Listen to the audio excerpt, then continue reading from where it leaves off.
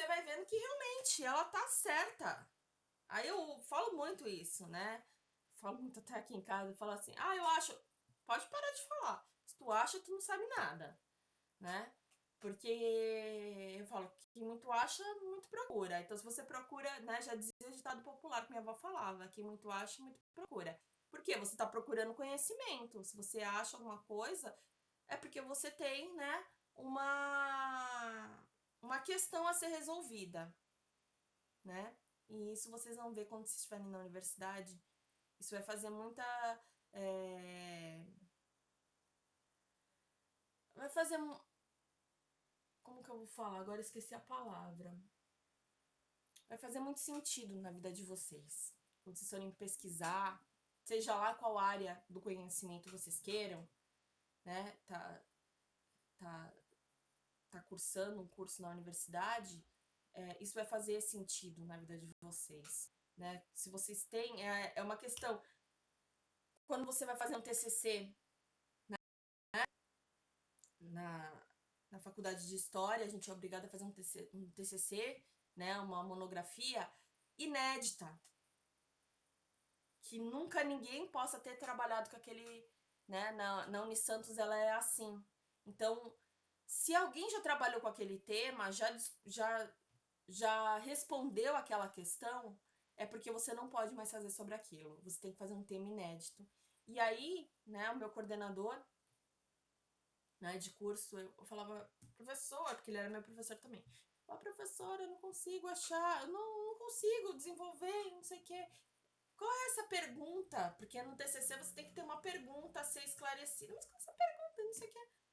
Ele falava, Natasha, volta às questões que envolvem, então, o seu tema, né? O que você gostaria de descobrir aí que ninguém nunca falou? O que te instiga mais, né, a tá trabalhando com esse tema?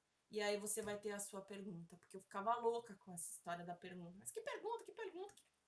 Tô fazendo um TCC que eu tenho que responder pergunta, mas a base da minha pesquisa vai ser em torno dessa pergunta. Porque era de maneira inédita, histórica, né? E que nunca ninguém possa ter trabalhado. Ninguém sabe mais sobre o tema que eu trabalhei no mundo do que eu. Porque na faculdade de História tem que ser assim. Tem que ser tema inédito. Na faculdade de História, né, Unisantos, né? Na PUC é assim, porque é o mesmo grupo, né? Então são temas inéditos. Então temas que nunca ninguém possa ter trabalhado durante a história. Tá? Então tudo que a gente faz, que a gente produz é inédito, é material inédito, que vai servir de base para novas perguntas, né? Bom, com o Novo Horizonte, a matemática então vai ganhar espaço e se desenvolveu com grande relevância então para o desenvolvimento de um método científico mais rigoroso e crítico. Então, as coisas vão passar a ser mais críticas, mais contestáveis, tá? Bom, os efeitos da revolução científica foram incontestáveis e mudaram então significativamente então a história da humanidade. Provou-se, por exemplo, que a Terra ela é redonda e que gira em torno do Sol. A física explicou diversos comportamentos da natureza. A matemática descreveu verdades e o humanismo tornou-se os pensamentos mais críticos. Por exemplo, entre os grandes nomes do período que deram suas contribuições para o avanço da ciência, então a gente vai ter aí, então, alguns deles que eu já vou falar em seguida. Então, as características. Isso é interessante, tá? Para vocês estarem prestando atenção. São as características, as principais características dessa revolução científica, desse renascimento científico. Pessoal, eu tive o trabalho de estar montando esses slides para vocês, e estar trabalhando essa questão da revolução, né, do renascimento científico, porque ele é pouco abordado no livro de vocês, tá? Só que eu acho que isso daqui é de extrema importância. Não interessa só vocês aprenderem sobre quem foram os artistas da época. Isso daqui eu acho que, ao meu ver, é tão ou mais importante, né? Quando vocês aprendem sobre renascimento, e é pouco explorado nos livros, tá? porque isso vocês vão levar para a vida de vocês, para o cotidiano da vida de vocês. Por exemplo, a questão da matemática, que é a única ciência que ela é exata. Não tem um meio termo, né? As outras você pode contestar e descobrir uma nova verdade, mas a matemática a gente sabe que não, né? Por exemplo, 1 mais 1 é 2. Nunca vai ser 3, 4, 0. 1 mais 1 é 2. Ponto. Né? Não vai ter ninguém que prove o contrário. Então, é uma ciência exata, tá? Bom, então a gente vai ter como característica o uso da pesquisa e a investigação, tá? Com métodos de produção de conhecimento científico. Pessoal, eu acho que eu vou encerrar agora, porque senão vai cortar na metade do que eu tô explicando. Falta 30 segundos para cair a reunião, então eu vou fechar e vocês entrem novamente, tá? Só para não ficar cortado que a gente está trabalhando, ok?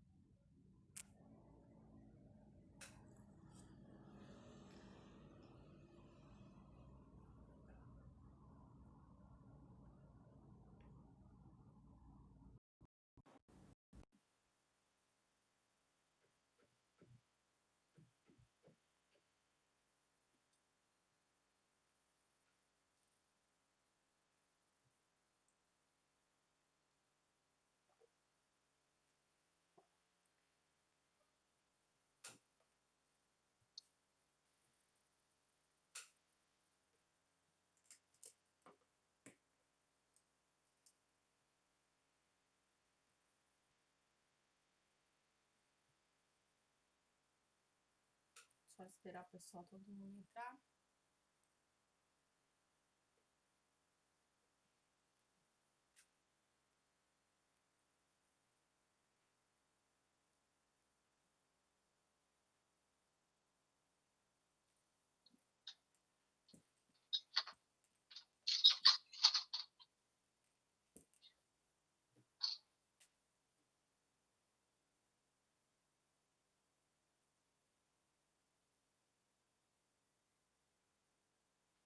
Deixa eu aguardar os outros entrarem.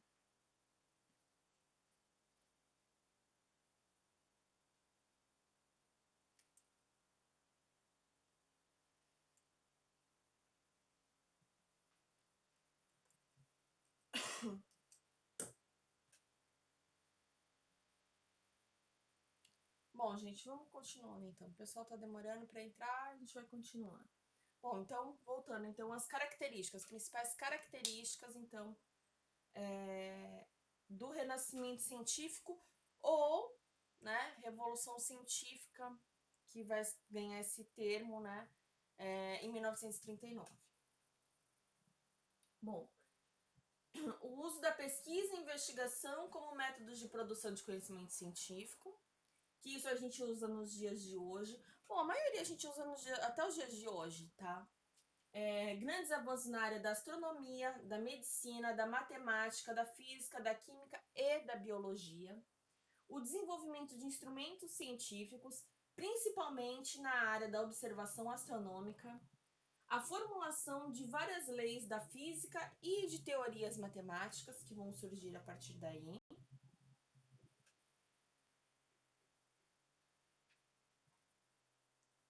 E aí a gente vai ter o aumento da divulgação do conhecimento científico. Isso aconteceu graças ao crescimento da produção de livros, que eu falei para vocês a partir da prensa, tá? Que vão ser criados por Gutenberg em 1439. Período marcado, então, por muitas invenções que tinham como base conhecimentos científicos que estavam sendo produzidos. Então, vários teóricos que em reuniões, né, em convenções que eles organizavam, trocavam conhecimento e falavam então sobre o que estava trabalhando, tá?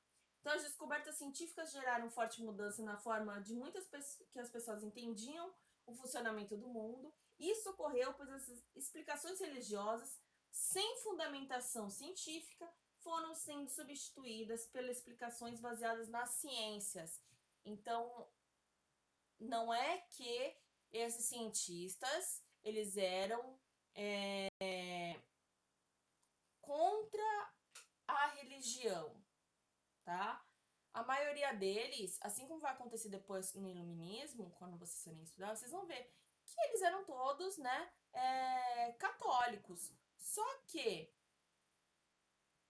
o que acontece é que essas pessoas contestavam a forma com que a igreja se posicionava, né?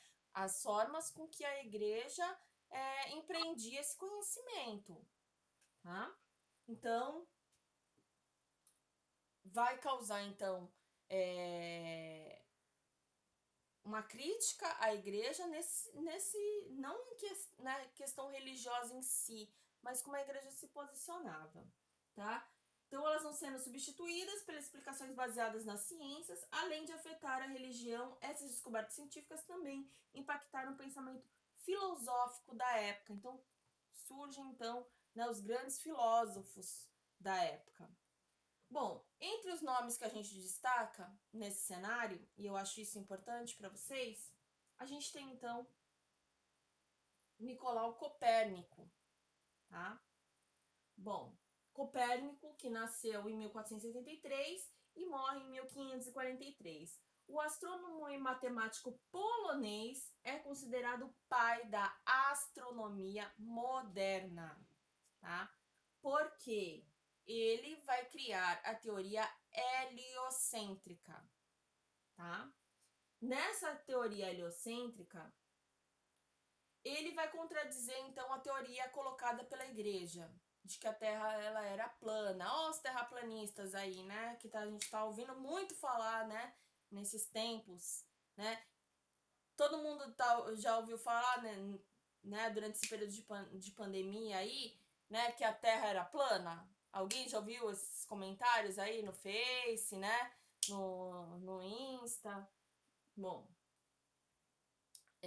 essa teoria era empregada pela igreja, tá? De que a Terra ela era plana. E aí, a teoria levantada pelo Nicolau Copérnico, que vai ser finalizada pelo Galileu Galilei, tá? Ela vai dizer que a Terra é o centro do universo, tá? E que ela gira em torno do Sol. Então, por isso que a teoria é heliocêntrica, porque é heliocêntrica, tá? O centro era o Sol e a gente vai girar ao entorno, né? O Sol não se move. Quem se move é a Terra, né? E assim a gente tem então os 365 dias por ano, né? E sobra um pouquinho, aí vem os anos bissextos, né? Que a gente é crescido mais um dia, né? No nosso calendário, mas porque ela gira no seu próprio eixo, né? Em volta do Sol. E a Terra ela é redonda. Porque se ela fosse quadrada, né? Uma hora, né? Se ela é quadrada, nosso oceano, a gente ia cair. Que era a teoria empregada então pela igreja. Por isso que as pessoas também tinham medo, né, das navegações. Lembra que eu falei para vocês que a água era uma coisa do mal, né, durante a Idade Média? Essa é uma das considerações. Então, que se a Terra ela é quadrada, uma hora você vai cair, né? Se você estiver navegando, opa, cai, né? Como se fosse numa catarata. E não, o Nicolau Copérnico vai provar que a Terra ela é redonda, tá? E que ela gira em torno do Sol. E o Galileu Galilei, tá? Ele vai ser um defensor, né? Ele era discípulo, então ele nasceu em 1564 e vem a falecer em 1642. Ele é um astrônomo, físico, matemático e filósofo italiano e grande defensor, então, né, das ideias do Nicolau Copérnico, tá? Sendo considerado um dos fundadores da geometria moderna. Então, a geometria a partir do Galileu Galilei, tá? E da física. Além disso, aperfeiçoou o telescópio, foi uma das coisas que ele criou, inventou o microscópio, Tá vendo que eu tô falando pra vocês? Que uma ciência tá ligada à outra, né? Então ele tá ligado à ciência médica, né? A ciência biológica, né? Com a criação do microscópio, né? Não só do telescópio para astronomia, mas ó, o microscópio, né? Que vai ser fundamental até os dias de hoje, né? Para detecção aí, né? Nos laboratórios de como acontecem então as mutações genéticas, né? Enfim, ele que vai criar. Então, ó, com duas lentes e compasso geométrico. Então, essa é a figura do Galileu Galilei, tá? Bom, Johannes Kepler, tá? Nasce em 1571, vem a falecer em 1630, era astrônomo, matemático e astrólogo alemão. Kepler aprofundou então as teorias sobre a mecânica celeste, inspirado no modelo heliocêntrico, apresentou estudos sobre o eclipse lunar e solar. Então, por quê, gente? Porque né, durante a Idade Média acreditava que quando tinha um eclipse, tá? Era tipo uma vingança, né, de Deus, ou era uma coisa do mal, né, que estava acontecendo e que a Terra ficava assombrada, então, pela escuridão, né? E não, né? Foi provado, né? O Jonas Kepler vai então provar, né? Que isso é um fenômeno da natureza, que nada tem a ver com uma punição divina ou algum artifício do mal, tá?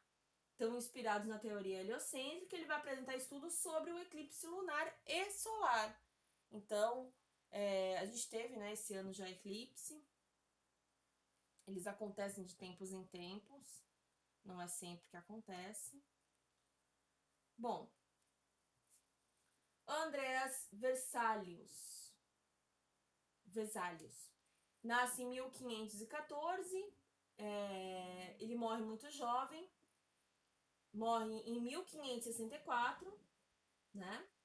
Era um médico belga, considerado o pai da anatomia moderna. Tá? Ele era o pai da anatomia moderna. Ó, quem pretende fazer medicina, né? Então, é um dos defensores então, da anatomia moderna. Vesalho foi um dos precursores dos estudos sobre a anatomia e a fisiologia. Todo mundo sabe o que é fisiologia?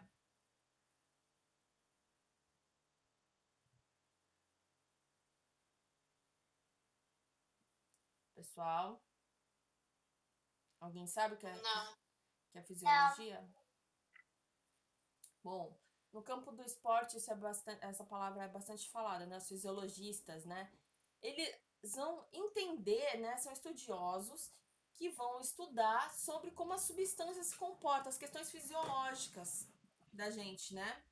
De todo o nosso organismo e como as substâncias trabalham, né, em relação ao nosso sistema fisiológico. Então, na área dos esportes, por exemplo, né, vão trabalhar com relação às substâncias, as que você pode utilizar, as que você não pode, as que vão fazer você ter um desempenho maior, né? Ou que vão prejudicar o seu organismo. Então, como as substâncias trabalham no seu corpo, ou ao seu favor ou contra você. Então, os fisiologistas, eles estudam essas questões fisiológicas, tá? Então, todas as nossas questões fisiológicas do nosso corpo. Então, desde o sangue até né, as nossas necessidades, né? Então, eles trabalham todas essas questões. Então, são fisiologistas que trabalham com questão, por exemplo, na área, como eu estava falando da área dos esportes, na questão do doping, né? Para ver se você consumiu ou não determinada substância, né? Como essas substâncias elas vão reagir ao corpo para que você ganhe uma vantagem a mais, né? Então, o fisiologista trabalha essas questões. Então, principalmente na área dos esportes, a gente ouve bastante falar sobre isso. É um ramo da educação física, tá? Para quem gosta de esportes aí, ó, pretende fazer educação física. ser um fisiologista, ganha muito dinheiro, né? Se tu for um bom profissional e trabalha, né, com a parte da ciência no esporte ou em qualquer outro, né, segmento aí.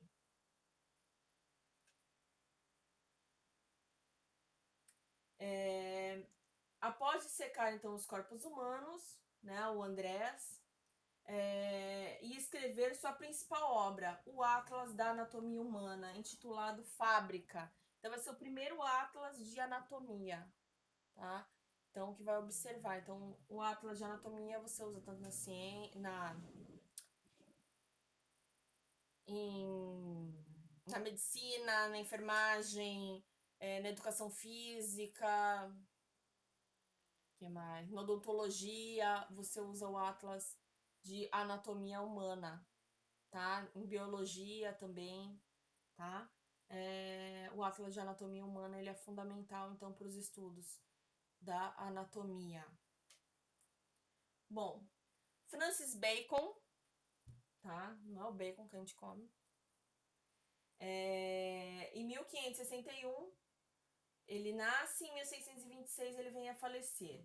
Então, era um filósofo político e alquimista inglês. Bacon foi o criador do método científico, nova maneira de estudar a natureza, tá?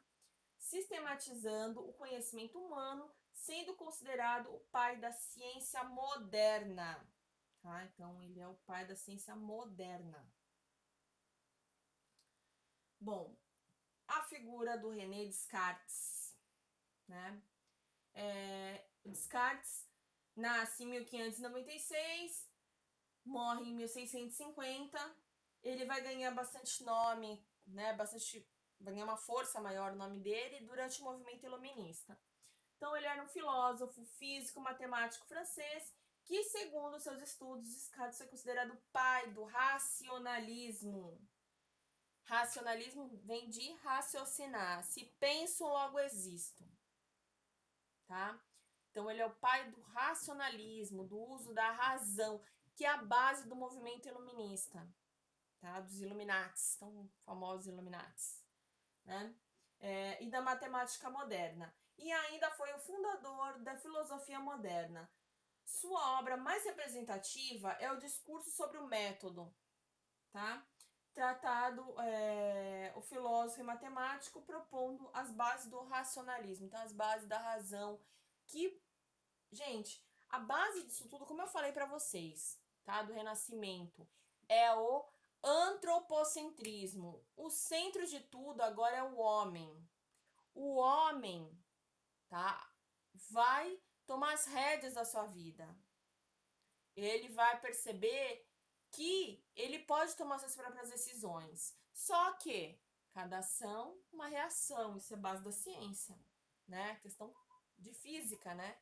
Cada ação tem uma reação. Então, o homem, a partir do momento que ele é o centro de tudo, ele vai ver a figura de Deus não como um inimigo, é um amigo e um inimigo ao mesmo tempo, e como um agente punitivo, tá? Então, ele vai perceber que se está chovendo lá fora é um fenômeno da natureza. Não é porque Deus está bravo e está mandando a chuva. Ou tá feliz porque tá um período de seca e tá feliz com os homens e manda a chuva, né? Então ele vai perceber que ele pensa, que ele é capaz de criar suas próprias coisas fora, né, dos dogmas da igreja, fora dessas leis da igreja. Então ele pensa, ele existe. E se ele existe, ele é capaz de tomar suas próprias decisões. Então, a Igreja Católica não está satisfeita, ela vai perseguir esses renascentistas científicos e os renascentistas culturais, tá? Porque eles vão ser considerados, então, inimigos da Igreja, ok? A gente tem Isaac Newton, que eu falei no começo da aula para vocês, né? Ele nasce em 1643 e vem a falecer em 1727. Ele é um filósofo, físico, matemático, astrônomo, alquimista e teólogo inglês. Newton foi considerado o pai da física moderna. Acho que a professora Cida já deve ter falado isso para vocês, né? Já, né, pessoal? Do qual desenvolveu então diversos conhecimentos nas áreas da matemática, física e da filosofia natural. Estudou o movimento dos corpos, propondo as três leis de Newton, então as leis da gravidade, né? Então ele estava lá sentado debaixo de uma macieira e uma maçã de repente cai, né, na sua cabeça. Aí ele passa a observar, né, esse movimento. Por que está caindo, né? Por que que a gente, se a Terra ela é redonda, a gente está, né, de pé, né? Se ela está girando, por que a gente está de pé? Então o Newton ele vai observar essas coisas e observando o quê? Observando a natureza. Então para a igreja isso é bruxaria, né? Porque a igreja não admite que aquelas pessoas cultuem a natureza. Para a Igreja Católica não havia esse espaço. É por isso que vai ter o que a gente já começou a ver na aula passada, né? Surgimento de novas religiões. A gente vai falar da questão do movimento de reforma da igreja depois, em outras aulas, tá? Mas a igreja vai começar a se transformar, porque ela vai ver que naqueles moldes que existiram na Idade Média não cabe mais na Idade Moderna. Que assim ela tá perdendo o quê? Tá perdendo fiéis. Ela pode sim ser a maior detentora de terras, mas para ela manter aquelas terras, ela precisa do quê? Precisa de dinheiro, precisa de fiéis, né? E é assim que vai surgir, por exemplo, a Companhia de Jesus, que a gente vai chamar de jesuítas, que vão fazer parte da nossa colonização aqui no Brasil, né? Com a descoberta em 1500 do Brasil, a gente vai ter a chegada dos jesuítas. Aqui na nossa região, a gente tem a figura, né, do Padre Anchieta, que foi responsável também pela fundação, então, da cidade de São Paulo, no pátio do Colégio Jesuíta. Então, a gente vai trabalhar essas questões ainda, tá? Fiquem calmos. A gente vai trabalhar essas questões ainda. Vamos trabalhar as navegações ainda esse ano. Então, a gente vai trabalhar muitas coisas ainda. É que eu adiantei esse capítulo para vocês, como eu já havia dito, tá? Esse é o último capítulo do livro, porque eu queria dar continuidade no assunto com vocês. Eu não queria parar, entrar em outros assuntos e depois retornar. Eu acho que para a gente ter uma lógica de pensamento aí, né? A questão matemática, né? A gente ter uma lógica de pensamento que viéssemos a ver, então, a questão do renascimento cultural e científico. Porque, ao meu ver, como historiadora, não faz sentido, né, a gente ter um corte na linha do tempo, irmos para outros assuntos e depois voltarmos em tudo aquilo novamente. Então, por isso que vocês estão vendo, né, agora essa aula já é terceiro bimestre, tá? A gente está vendo esse último capítulo do livro, porém, vamos voltar aos outros. Temos muitos assuntos a tratarmos ainda antes de encerrar o livro, tá? Então, só para vocês ficarem simples, não ficarem assustados quando olham lá, mas é o último capítulo do livro. Não, não acabou. Tem muita coisa ainda para ver, muitas aulas, muitas coisas. E quando retornarmos então às aulas presenciais, né, na escola, a gente vai também estar trabalhando mais essas questões, tá? A gente tá tirando as dúvidas, fazendo revisão. Bom, então vamos dar sequência então aí. Leonardo da Vinci, né? Nosso querido, né? É o que eu mais amo, né? O coraçãozinho para ele. É o que eu mais amo, porque ele era um cara muito à frente do seu tempo.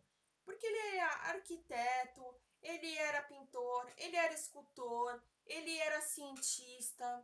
Bom, eu acho que falta, né? Adjetivos então pro Leonardo da Vinci, porque ele era um cara muito à frente do tempo dele, tá? Então, além de matemático também, né? Da Vinci, então, foi considerado o mais preeminente dos gênios do Renascimento e na história da humanidade. Foi o que eu falei para vocês. Que há muito ainda, né, ao meu ver, né, tem muito do Leonardo da Vinci que nós não conhecemos, tá? E que ainda a Igreja Católica, ela não deixa que a humanidade saiba, porque grande parte do acervo, tá? Estou colocando aqui o carregador, gente, no meu celular, senão vai descarregar. Só um segundo.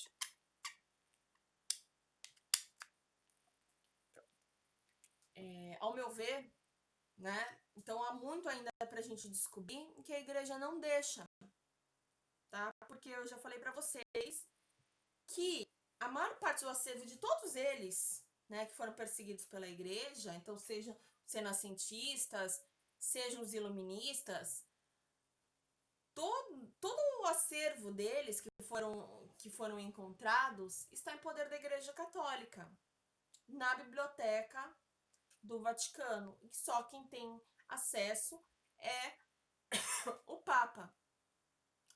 Então a gente só sabe o que eles deixam a gente saber. Então, a meu ver, a gente tem muita coisa pra gente descobrir. Muitas, né? Eu sou fascinada por essa parte, né, de descoberta, de encontrar, né, vestígios de outras coisas. É isso que mais me fascina na história, tá? Que é a simbologia, a decifração enigmática, né? Essa caça aos tesouros. Então eu acho que isso é a parte mais legal de história, né? O que dá aquela busca, né? Porque, assim, quem vai fazer história, tá? Não sei se é o caso, se algum de vocês pretende fazer a faculdade de história, mas nós historiadores, num todo, para fazer uma faculdade de história, você tem que ser contestador. Você não pode aceitar eu sou assim, tipo, falar, tô teimosa. Eu sou teimosa sim, porque eu sou contestadora. Eu não aceito uma verdade. Eu sempre tenho que ir em busca de outras, né? Eu tô sempre me redescobrindo, porque é isso que é a história, tá? Então você tá sempre se redescobrindo. Então dá aquele gás, né, de você querer saber, de você querer, né,